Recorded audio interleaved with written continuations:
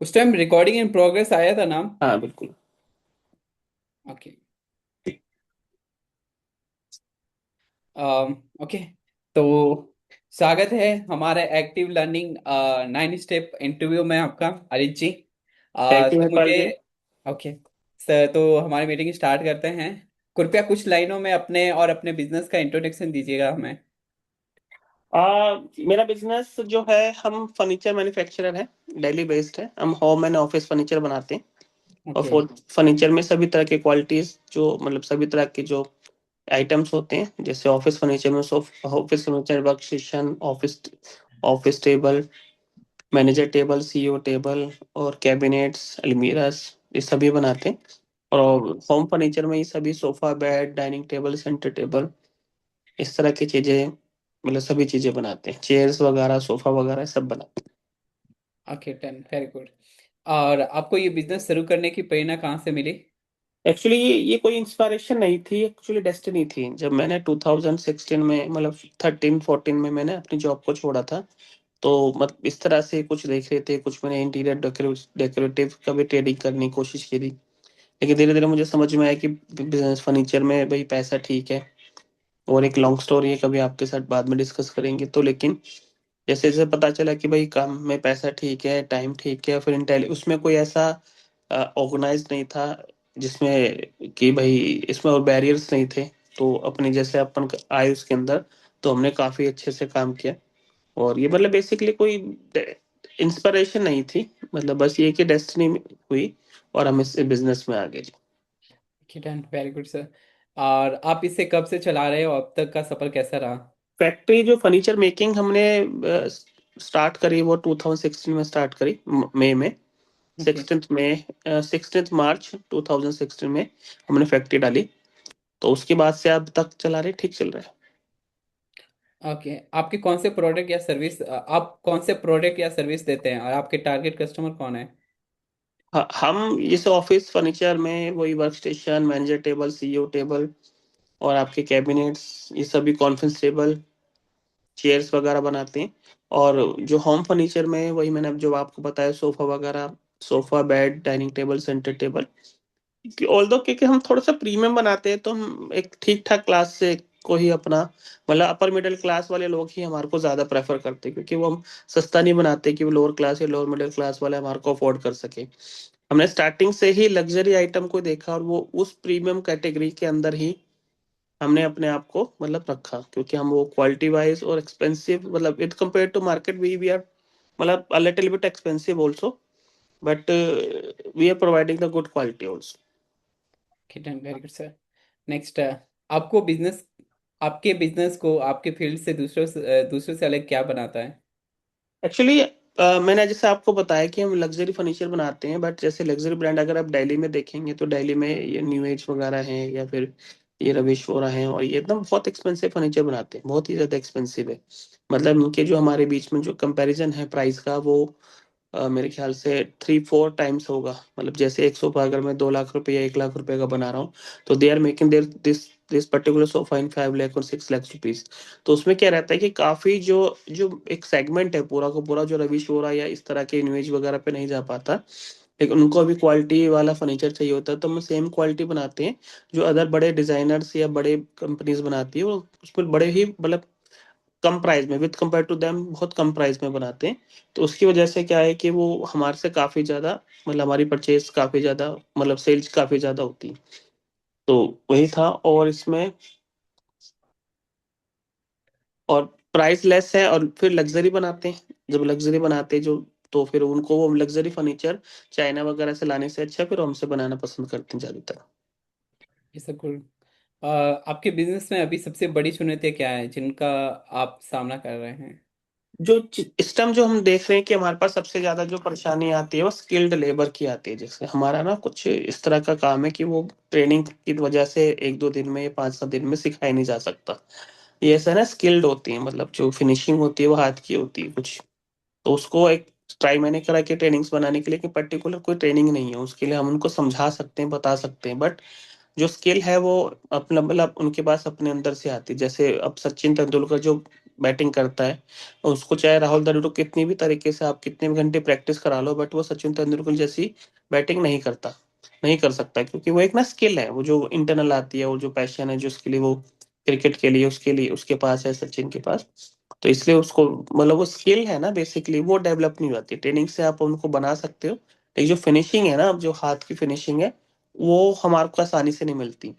Plus इसके बाद जो दो चैलेंजेस और मैंने समझे कि सिस्टम्स जैसे हमारे बनाते हैं, लेकिन जैसे मैंने आपको बताया कि लेबर हमारी काफी कम होती है, मतलब लेबर हमें नहीं मिलती, तो अट्रेशन भी जाता रहता है कि मार्केट में मतलब लोग छोड़ते हैं जाते हैं, तो आता रहता है जाता रहता है। प्लस क्या रहता है कि सिस्टम्स नहीं बन पाते, क्योंकि नहीं बन पाते क्योंकि अट्रेशन ठीक ठाक है, हमारी अट्रेशन रेशो अच्छा है, काफी लोग जाते हैं छोड़ के हम रखते हैं। फिर रिस्पॉन्सिबल आदमी नहीं मिलते जो अपने आप को रिस्पॉन्सिबिलिटी लेता। हाँ ठीक है, जैसे हम सेल करते हैं वैसे सेल करने में लोगों को टाइम लगता है, बट वो उतना भी रिस्पॉन्सिबिलिटी नहीं लेते हैं, तो ये बड़े प्रॉब्लम रहती है कि उनको जिनको सिखाते हैं, तो वो, क्योंकि बहुत मार्केट में दिल्ली में बहुत डिमांड है फर्नीचर वगैरह की, बाहर से भी काफी स्टेट से लोग फर्नीचर दिल्ली से बनवाते हैं, तो जैसे कोई सीखता है समझता है फिर वो जाना वाना शुरू कर देता है, तो ये बड़ा मतलब चैलेंजिंग रहता है हमारे लिए। ओके। अगर मैं अपने विजन आपके विजन के बारे में भी थोड़ा कुछ पूछूंगा, तो अगर सब कुछ ठीक रहा तो आप 5-10 साल में अपने बिजनेस को कैसे देखते हैं? देखिए आज हम जैसे 10 करोड़ के आसपास हैं, जैसे हम लास्ट ईयर हमने शायद हमने करा था 3-4 करोड़ के आसपास बिजनेस करा था, तो ये तो हमने जो था वो तो बहुत पहले ही टाप दिया था, मतलब क्रॉस कर गए थे हम उसको। तो आज जैसे हम दिसंबर हमारा खत्म हो रहा है, तो हम 10 करोड़ के आसपास आ जाएंगे। तो अगर मैं 1 से 3 साल की बात करूँ, जो जो कि शॉर्ट टर्म्स विजन है, उस वो ये कहते हैं कि हम उसको रेवेन्यू, उसको हम अपने को ब्रांड बनाएंगे, जैसे कोटा मीटिंग के बाद हमें ब्रांडिंग पे काम शुरू करूंगा, काफी काम इस पे करना है हमने, तो हम इसको ब्रांडिंग करेंगे, अच्छे से ब्रांड बनाएंगे, फिर 3 साल के अंदर 1 से 3 साल के अंदर फर्स्ट ईयर में हम ब्रांड बना लेंगे, सेकेंड ईयर में हम इसको डेवलप कर लेंगे, थर्ड ईयर में हम कोशिश करेंगे फ्रेंचाइजी मॉडल पे आना शुरू कर दें, फोर्थ फिफ्थ ईयर में, फिफ्थ 5 से 10 ईयर के अंदर हम फ्रेंचाइजी मॉडल पे काम करेंगे, जैसे आइकिया वगैरह करते हैं, अदर स्टेट में भी शोरूम्स खोलेंगे और इस तरह से काम करेंगे। ठीक है। और फिर 5 से 10 साल के अंदर हम उम्मीद करते हैं कि हम 50-60 करोड़ के आसपास टच कर लेंगे, या उससे ज्यादा हो सकता है, जिस तरह की हमारी ग्रोथ है तो हम मल्टीपल करते हैं, मतलब डबल फिगर में जाती है, एक्स में चलती है हमारी ग्रोथ ना। 50-60 करोड़ के आसपास मुझे लगता है कि अगले 5 से 7 सालों में 50-60 है। और फिर देखते हैं कि और कितनी मार्केट है, फिर एक्सपोर्ट्स करना चाहते हैं कि कुछ एक्सपोर्ट्स हो, तो मतलब इंडिया के अंदर को डॉलर्स को हम लेके आए, अपना जो जो बैलेंस ट्रेड है हमारा हम उसको ठीक करें थोड़ा सा। इसके बाद फ्रेंचाइजी वगैरह है जो हमारे माइंड में है कि हम फ्रेंचाइजी खोलेंगे आगे चल के, तो इससे थोड़ा सा ठीक रहेगा, और एक्सपोर्ट पे थोड़ा सा ध्यान देंगे, नेक्स्ट ईयर से एक्सपोर्ट पे थोड़ा और ध्यान देंगे। एक गुड सर, अच्छा। ओके। नेक्स्ट क्वेश्चन, आप अपने बिजनेस से अपने कस्टमर, एम्प्लॉय या समाज पर क्या असर डालने का सपना देखते हैं?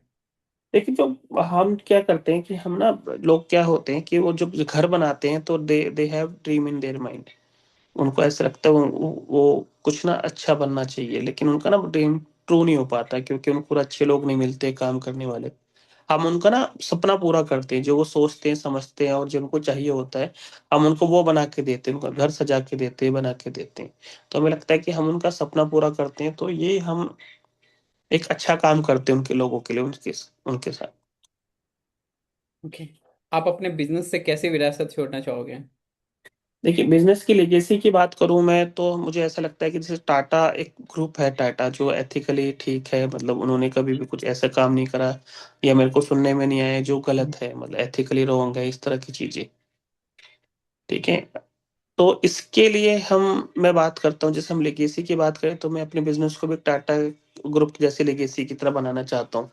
कोई भी बात करे तो करे कि भाई साइज में काफी बड़े थे लेकिन डाउन टू अर्थ थे, इस तरह की चीजें हमको ज्यादा ठीक लगती है।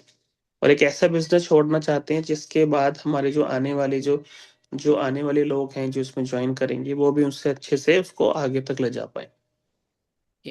नेक्स्ट क्वेश्चन, आप अपने बिजनेस से कैसे विरासत छोड़ना चाहोगे, ये तो हो गया।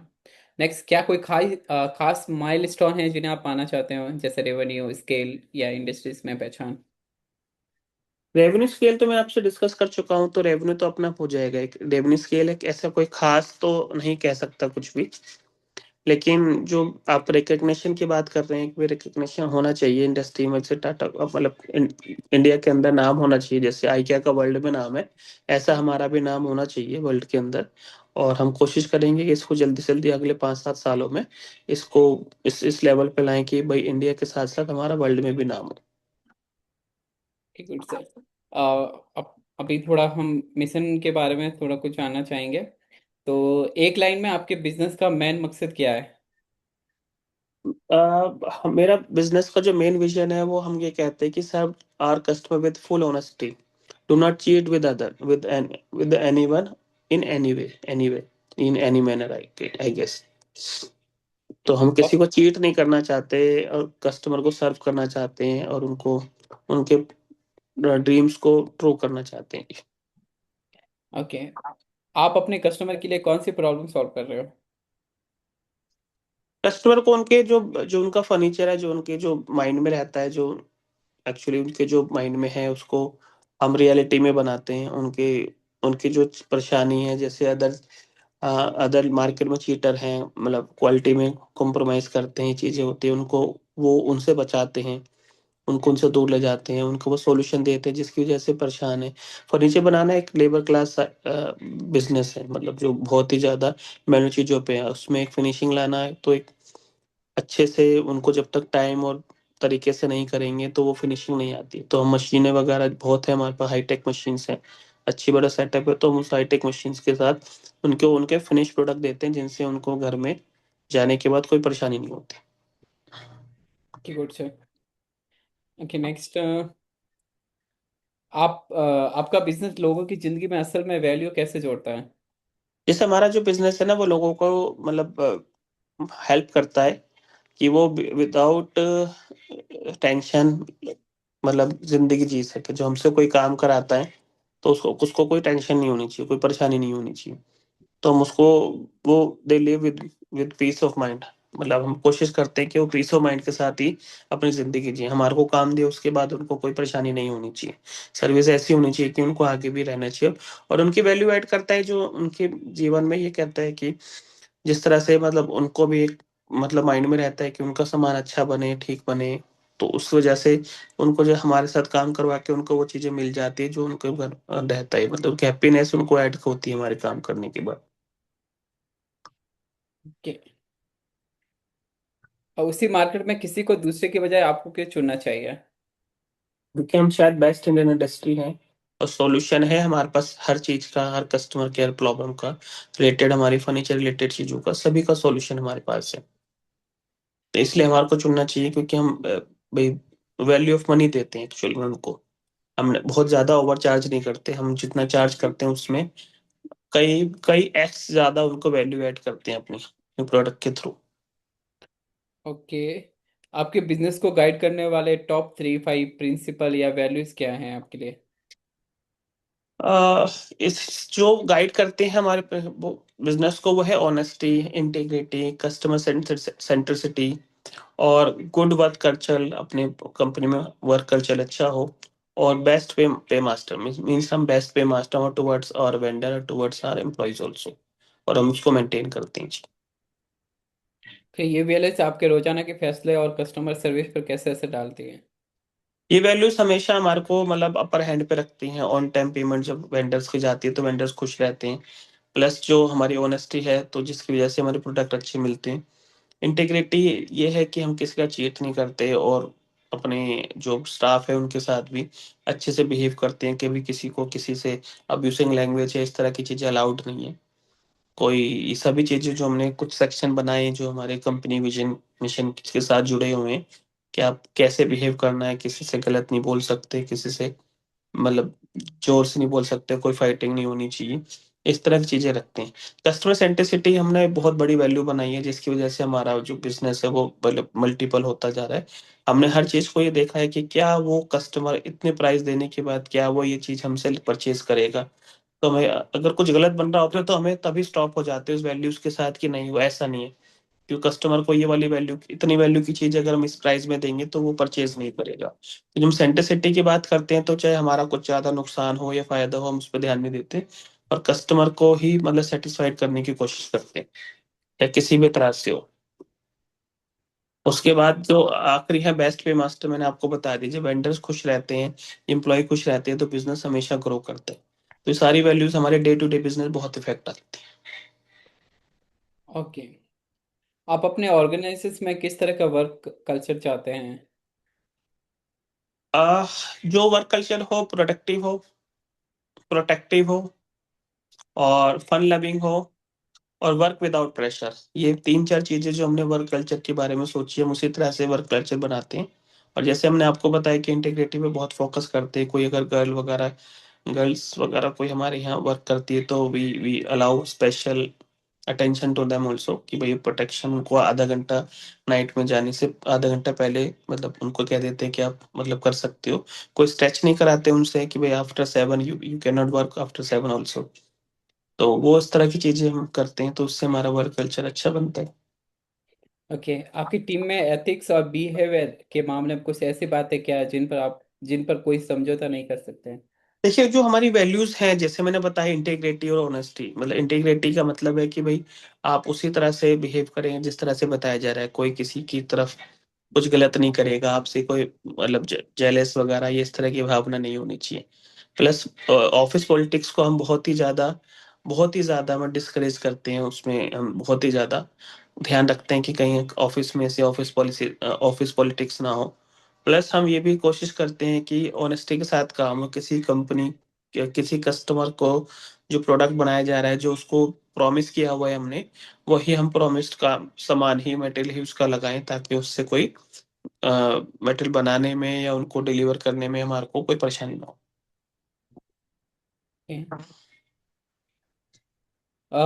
नेक्स्ट आपके गोल्स के बारे में है। अगले 6 to 12 महीने के लिए आपके खास बिजनेस गोल क्या हैं? अच्छा, अगले 6 to 12 मंथ्स के लिए मैंने आपको बताया, जैसे हम कोटामेट से वापस आएंगे, वी वर्क ऑन ब्रांडिंग तो we start working on branding after coming from कोटामीट। एंड उसके बाद 6 मंथ से 12 मंथ तक हमने अपने आप को अच्छा ब्रांड क्रिएट करना है। और फिर उसको ऑनलाइन मार्केटिंग वगैरह, जैसे जो लीड जनरेशन होते हैं, अभी फिलहाल हम रेफरेंस बिजनेस में करते हैं, लेकिन नेक्स्ट 6 मंथ में हम लीड जनरेशन बिजनेस में भी कन्वर्ट होंगे। ओके। यही मतलब 6 से 12 महीने तक के गोल है कि हम अच्छे से लीड जनरेशन वगैरह के, और अपनी पोजीशन में मतलब एज ए ओनर, मतलब एज ए सेल्समैन हटा के एज ए ओनर की पोजीशन बनाऊंगा। अभी काफी सेल्स है जो मैं ही संभालता हूँ, और मैं चाहता हूँ कि नेक्स्ट 6 से 12 महीने में हमारे शॉर्ट टर्म गोल ये है, ये थोड़ा सा हमारा मतलब अचीव हो जाए। ओके। नेक्स्ट मीडियम टर्म 1 से 3 साल और लॉन्ग टर्म 3 से 10 साल गोल के बारे अच्छा, में क्या है? जैसे अभी मैंने पहले क्वेश्चंस आपका था, तो मैंने बताया कि 1 से 3 साल के अंदर ब्रांडिंग, बहुत अच्छे से ब्रांड बनाएंगे और अपनी प्रोडक्शन को एक अच्छे लेवल पे लेके जाएंगे। उसके बाद हम फ्रेंचाइजी ब्रांड क्रिएट करने के बाद फ्रेंचाइजी क्रिएट करके अदर स्टेट्स के अंदर वर्क करेंगे, और फिर हम नेक्स्ट 5 इयर्स के बाद, 5 से 10 ईयर के बीच में हम देखते हैं, तो हम अपने आप को एक्सपोर्ट लेवल पे मतलब प्रोडक्ट एक्सपोर्ट भी करेंगे, और अदर कंट्रीज में भी अपने ऑफिसेस या अपने शोरूम्स खोलने की शुरुआत करेंगे। ओके। क्या ऐसे पर्सनल गोल हैं जो आपके बिजनेस गोल से मिलते जुलते हैं, उन पर असर डालता है? हाँ, ऐसे कुछ पर्सनल गोल मेरे हैं, जैसे कि अब मैं पर्सनली कहता हूँ कि एक सक्सेसफुल बिजनेसमैन बनना चाहता हूँ, और मैं मतलब सर्व करना चाहता हूँ सोशल, मतलब समाज को।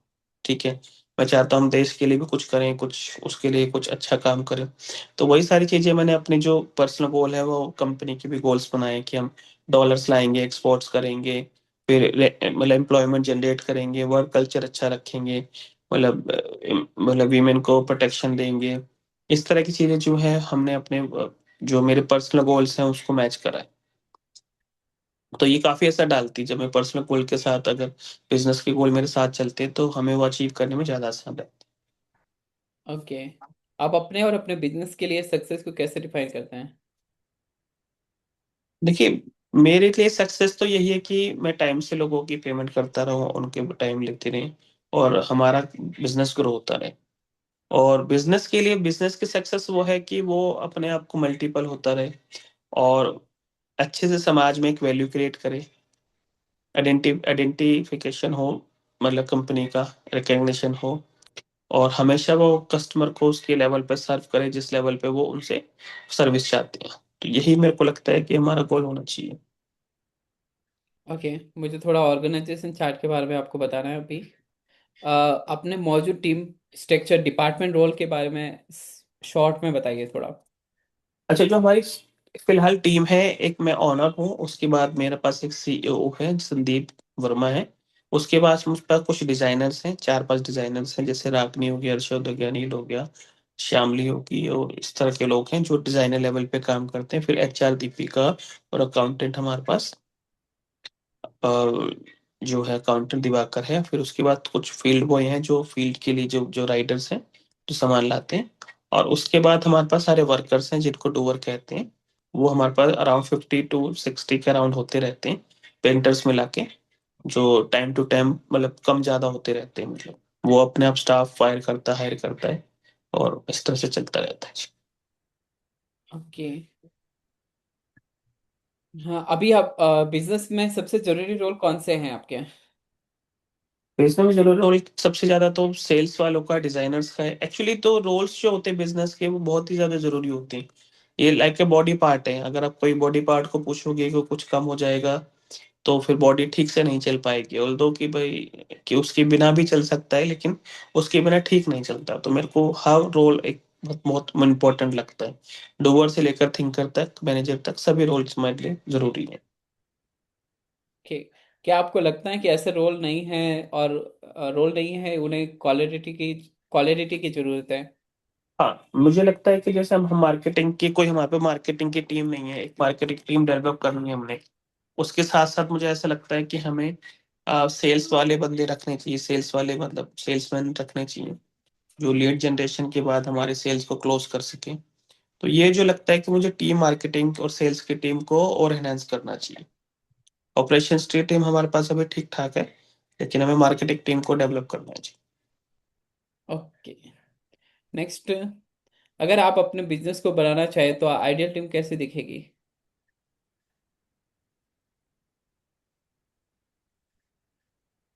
दोबारा बताइए। अगर आप अपने बिजनेस को बनाना चाहे तो आपकी आइडियल टीम कैसे दिखेगी? अच्छा, आइडियल टीम को इस तरह से मैं देखना चाहूंगा कि भाई एक सीईओ हो, एक सीएफओ हो, एचआर हेड हो, फिर उनके नीचे कुछ मैनेजर्स हो। ठीक है, ऑपरेशंस अच्छे हो, डिलीवरी मैनेजर्स अलग हो, डिलीवरीज अलग हो, सेल्स अलग हो। तो एक प्रॉपर ऑपरेशन चार्ट है जो मेरे दिमाग में है, जिसके अंदर ये सभी चीजें आनी चाहिए। डूअर के ऊपर प्रोडक्शन मैनेजर हो, उनके प्रोडक्शन हो, सुपरवाइजर हो, साइट सुपरवाइजर्स हो। तो ये बहुत सी चीजें जो मतलब कंपनी ग्रो करने के बाद इन चीजों को हम एडअप करेंगे। ओके, क्या आप बता सकते हैं कि आपकी टीम मेंबर अपनी रोल में किसके लिए जिम्मेदार है? हाँ, ये जो चीज है वो हमारे मिसिंग है। हमने रिस्पॉन्सिबिलिटीज बनाई है, के के आर हमने बनाए, बट वो सभी के लिए नहीं बना पाए। कुछ बीच में जैसे काफी सीजन था, हमने मतलब शुरू करा था ये सितंबर के अराउंड शुरू करा था, अगस्त के अराउंड शुरू करा था। तो हमने 3-4 रोल के लिए, जैसे field boy, pantry boy, designers वगैरह के हमने बना दिए, डूअर वगैरह के लिए हम बना नहीं पाए। तो अभी केपीआई के आर हमारे पास नहीं है अवेलेबल, एसओपीज पूरी अवेलेबल नहीं है। तो हम we are working on it also, और we are expecting to get it completed by 31st of Jan. Okay.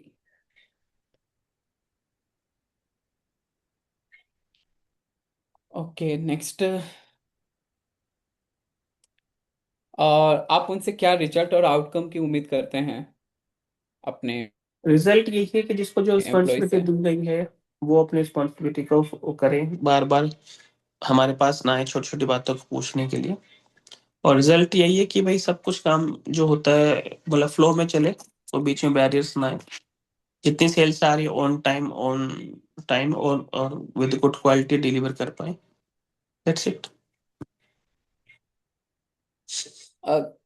Okay, आप उनकी जिम्मेदारी और उम्मीदों के बारे में कैसे बताते हैं? हाँ, हम उनको उम्मीदों के बारे में तो बताते हैं कि हम जब भी टीम मीटिंग लेते हैं, हम उनको बताते हैं कि इस टाइम ये हमारा टारगेट है, इसको डिलीवर करना है, इनका ये टारगेट है, और इनकी ये टाइमलाइन डेडलाइंस हैं, उनको लगाते हैं। तो जिम्मेदारी वही बताते हैं, कि उनसे पूछते हैं कि भाई काम किया, अभी हम नॉर्मली कर रहे हैं, बट जैसे जैसे टाइम आएगा हम सिस्टम्स के साथ भी इन चीजों को मतलब डेवलप कर लेंगे। ओके, आप कैसे मतलब कैसे पता लगाते हैं कि कोई अच्छा काम कर रहा है? हाँ, वो अच्छा काम तो जैसे उनके बारे में ऐसा हमारे पास कोई रिटर्न डॉक्यूमेंट नहीं है जिसके बारे में उसको चेकलिस्ट बना सके। हम पे कुछ लोगों की चेकलिस्ट है, जैसे पेंट्री बॉय की, फील्ड बॉय की, इस तरह के लोगों की। लेकिन अभी हमारे पास उनकी चेकलिस्ट नहीं है, बस हम अपने परसेप्शन से ही ध्यान रखते हैं। जब हमारे पास सिस्टम बन जाए, के आर ए केपीए बन जाएंगे हर एक पोजीशन के लिए, तो मुझे लगता है कि हम उसको फिर अच्छे से काम कर पाएंगे। ओके। अगर टीम हर हफ्ते आपकी टीम हर हफ्ते कौन से रेगुलर काम करती है?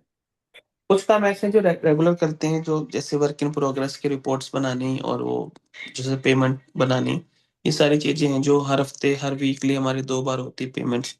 और वर्क इन प्रोग्रेस डेली की होती है हमारी। फिर टीम हडल होती है, उसके अंदर बात बात करी जाती है कि कौन कौन से क्या क्या प्रोजेक्ट है, कौन कौन से किस किस टाइम पे डिलीवर होने। तो प्रोजेक्ट्स के बारे में जानकारी होती है, प्लस कलेक्शंस के बारे में बात होती है कि ऑन टाइम कलेक्शंस होना चाहिए। ओके, आपकी कोई रेगुलर मीटिंग या चेक इन होती है क्या? हाँ, हमारी रेगुलर मीटिंग होती है। मैं अलग अलग डिपार्टमेंट के साथ अलग अलग मीटिंग लेता हूँ, और मोस्टली ये डेली बेसिस पे होती है। When I enter in the office, after half an hour we start meetings. और उसके बाद वन बाय वन हम 3 मीटिंग लेते हैं, 3 या 4 डिपार्टमेंट हमारे पे अलग अलग हैं, सबसे मीटिंग है। कि आप ये कैसे पक्का करते हैं कि लोग प्रोडक्टिव तरीके से समय बिता रहे हैं? हाँ, वो हमारे पास कैमरास भी हैं और सुपरवाइजर भी हैं, प्लस उनके जो काम किया हुआ है, वो कितना काम कहाँ तक डन हो गया है, उस चीजों के बारे में पूछ लेते हैं। और उसमें वो दिख के पता चल जाता है, एक टाइमलाइन पूछ लेते हैं कि ये काम कब कंप्लीट होगा। क्योंकि जो बताते वक्त तो वो एक्स्ट्रा टाइम नहीं बता सकते, क्योंकि सभी की जानकारी सभी को, उनके मैनेजर्स को, उनके सुपरवाइजर को होती है। साथ में मुझे ही पता होता है कि एक प्रोडक्ट को बनाने में कितना टाइम लगना चाहिए। तो एक टाइमलाइन लेने के बाद हम उसको देखते हैं क्या वो काम ऑन टाइम हो रहा है, और नहीं हो रहा तो क्यों नहीं हो रहा। तो फिर उसकी वजह से हम प्रोडक्टिविटी की मतलब जानकारी लेते रहते हैं। ओके। अगर आपको अपनी टीम के लिए हर हफ्ते प्लान या डायरी बनानी है तो वो कैसे दिखेगी? टीम के हर हफ्ते की डायरी को हम ये इस तरह से बनाएंगे कि वीकली टास्क क्या है उनके, हर हफ्ते कौन कौन से क्या क्या कंप्लीट हुआ, क्या क्या आ रहा है, क्या क्या लेना है, क्या क्या दे, क्या क्या मतलब परचेज करना है, क्या क्या डिलीवर करना है। ये सभी की डायरी बनेगी। उसके बाद उसमें पता चलता है कि भाई मतलब हर आधे घंटे की रिपोर्ट उसमें होनी चाहिए वीकली डायरी में, कि हर दिन के हिसाब से और वीक के हिसाब से क्या क्या टास्क है जो हमारे को कंप्लीट करने हैं। हम इसी इसी के ऊपर वर्क भी कर रहे हैं। ओके। अगर आप कौन से टॉप 5 प्रोसेस जो रेगुलर दोहराते हैं सेल्स, बिलिंग, हायरिंग वगैरह में? रेगुलर प्रोसेस है पेमेंट टू वेंडर, जो वीक में 2 बार होता है। और जो जो भी कोई मेटल रिसीव होता है, वो मेटल की स्वेचेस वगैरह लगाते हैं, फाइल्स बनाते हैं, ड्राइंग शेयर करना, ड्राइंग की फाइल बनाना, और कस्टमर से को इन्फॉर्म करना। इस तरह के कुछ हैं। जो परचेज की जो है वो भी रेगुलर है, हमारी परचेज जैसे रिपीट होते हैं हफ्ते में, 2 हफ्ते में जो परचेज होते हैं वो रिपीट होती हैं। तो इस तरह के कुछ जो है रिपीटेटिव है, बहुत ज्यादा रिपीटेटिव नहीं करते, कि बहुत ज्यादा कस्टमाइज्ड हमारा काम है, बहुत कस्टमाइज्ड फर्नीचर बनाते हैं। ओके। क्या आपके पास ये प्रोसेस कहीं लिखे हुए हैं या डॉक्यूमेंटेड है? प्रोसेस अभी नहीं लिखे हुए हैं, उसके ऊपर वर्क कर रहे हैं, अभी प्रोसेस हमारे पास नहीं है। तो लेकिन मैं इन्फॉर्म किया हुआ है, कुछ है, कुछ पे वर्कआउट हो रहा है, और कुछ हमारे बन चुके हैं। तो ये ओवरऑल मिला के जाए तो हम 20-30% कंप्लीट कर चुके हैं प्रोसेसेस के बारे में।